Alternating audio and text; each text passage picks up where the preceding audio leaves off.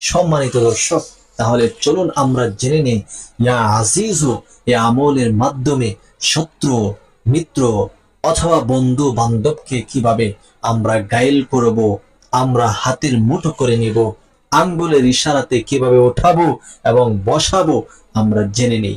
ইয়া আজিজু মহান আল্লাহ পাক রব্বুল আলামিনের একটি গুরুত্বপূর্ণ নাম, যে নামের মাধ্যমে আপনি যদি ওজিফাটা করেন, যে নিয়মটা বলে দিব, ওই নিয়ম অনুপাতে যদি আপনি আমলটি করতে পারেন, তাহলে ওই ব্যক্তি আপনার জন্য বাধ্য হয়ে যাবে, আপনার জন্য বশ হয়ে যাবে, আপনার জন্য পাগল পারা হয়ে যাবে, দিবানা হতে বাধ্য হবে ইনশাল্লাহ।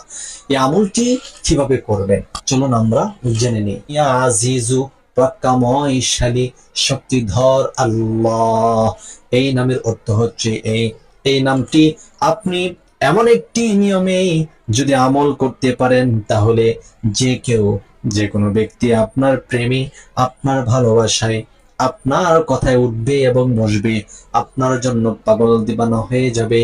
শত্রুর জন্য যদি আমলটি করতে চান, শত্রু থরথর করে কাঁপতে থাকবে, শত্রু আপনার ভয়ে কাতর হয়ে যাবে। তাহলে আজকের এই আমলটি আপনি কিভাবে করবেন চলুন তাহলে আমরা জেনে নেই।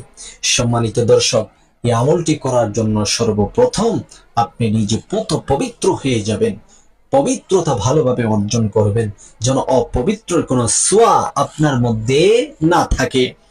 আপনি যখন অজু করবেন, পবিত্রতা অর্জন করার লক্ষ্যে যখন অজু করবেন, অজুর শুরুতে পড়ে নেবেন আউযু বিল্লাহি মিনাশ শাইতানির রাজীম, বিসমিল্লাহির রহমানির রহিম।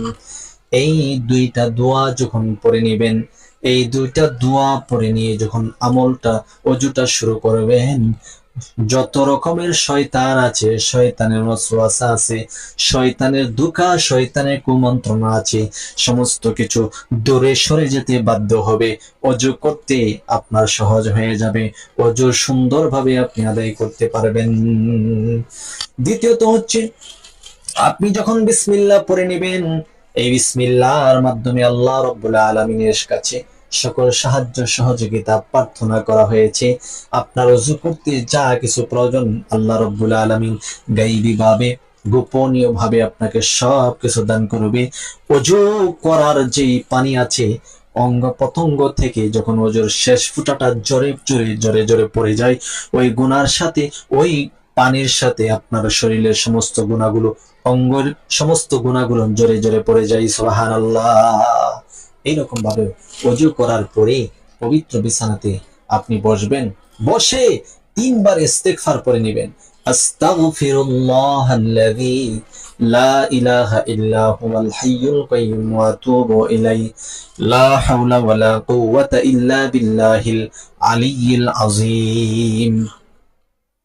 আস্তাগফিরুল্লাহাল্লাযী লা ইলাহা ইল্লা হুয়াল হাইয়ুল কাইয়্যুম ওয়া আতুবু ইলাইহি লা হাওলা ওয়ালা কুওয়াতা ইল্লা বিল্লাহিল আলিয়্যিল আযীম। আস্তাগফিরুল্লাহাল্লাযী লা ইলাহা ইল্লা হুয়াল হাইয়ুল কাইয়্যুম ওয়া আতুবু ইলাইহি লা হাওলা ওয়ালা কুওয়াতা ইল্লা বিল্লাহিল আলিয়্যিল আযীম। এরপরে প্রিয় নবীজি সাল্লাল্লাহু আলাইহি ওয়াসাল্লামের উপর দুরূদ শরীফ পড়ে নেবেন, তিনবার দুরূদ পড়ে নেবেন। আল্লাহর হাবিব প্রিয় নবী সাল্লাল্লাহু আলাইহি সাল্লামের উপর অন্তর থেকে মহব্বত নিয়ে দুরূদ পড়বেন।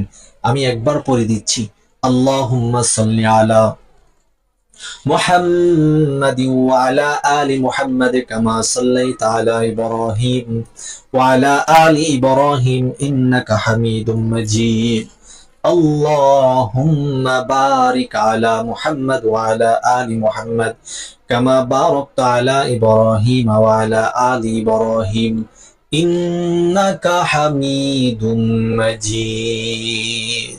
এইরকম ভাবে প্রিয় নবীজির উপর তিনবার দুরূদ পড়ার পরে আপনার সেই ডান হাতের শাহাদাত আঙ্গুলিটাকে আপনি এইরকম করে মহান আল্লাহ তাআলার এই নামটি আপনি পড়বেন 21 বার। ইয়া আজিজু, ইয়া আজিজু, ইয়া আজিজু, ইয়া আজিজু, ইয়া আজিজু, ইয়া আজিজু, ইয়া আজিজু, ইয়া আজিজু। এরকম ভাবে আপনি 21 বার পড়ার পর এই হাতের আঙ্গুলিতে 3টি ফু দিবেন এরকম ভাবে। প্রিয় দর্শক, যখন হাতের আঙ্গুলিতে 3টি ফু দিবেন, ফু দেওয়ার আগে আপনাকে কিছু বলতে হবে। এরপরে আপনি 3বার দুরূদ শরীফ পড়ে নেবেন। এখন আমরা জানবো যে ফু দেওয়ার পূর্বে, এই আঙ্গুলিতে ফু দেওয়ার পূর্বে আমরা কি বলবো। বিষয়টি জানার পূর্বে এখনো যারা জিকির 24 ভিডি চ্যানেলটি সাবস্ক্রাইব করেননি, দয়া করে চ্যানেলটি সাবস্ক্রাইব করে ফেলুন এবং ভিডিওটা শেয়ার করুন। প্রিয় দর্শক, আপনি যদি আপনার শত্রুকে আপনার কথাতে, আঙ্গুলের ইশারাতে ওঠাতে এবং বসাতে চান, তাহলে আপনি বলবেন, হে আল্লাহ, ইমুকের সন্তান ইমুক, আল্লাহ সে আমার অনেক ক্ষতি করতেছে, আল্লাহ তার ক্ষতি থেকে বাঁচার জন্য তার চোখের মধ্যে, তার অন্তরের মধ্যে আল্লাহ এমন ভয় ঢুকিয়ে দাও, সে যেন আমাকে দেখে থরথর করে কাঁপে।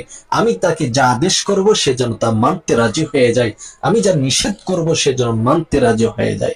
অবশ্যই আপনি আমলটি সৎ উদ্দেশ্যে করবেন। আপনি সে আদেশ আর নিষেধ যেন আল্লাহর বাহিরে না যায়, বেআইনি ভাবে না হয়, এরকম যেন না হয়, অর্থাৎ আপনার ক্ষতি যেন না করে, এরকম ভাবে আপনি সে কথাগুলো বলে নিবেন।